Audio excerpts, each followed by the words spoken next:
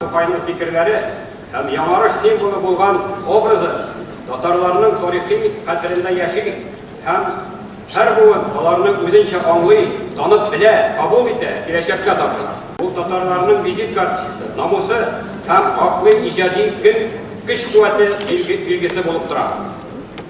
Гладиевның мәшһүр иҗаты һәм плачлы эшчәнлеге, гражданлык позициясе 21 гасырда да милли мәдәният һәм гуманитар фәннәр алдында таләпләр куя, рухи мәдәни эшчәнлекнең илгәрлеген, мирасына лаек булырга тиешлеген искәртә.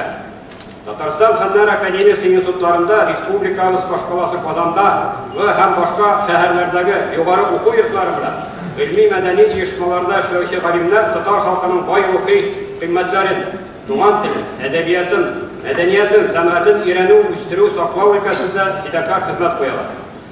Аның җитди бер юнәлеше Габдулла Тукайның тормыш юлын, иҗат мирасын өйрәнү белән бәйләнгән.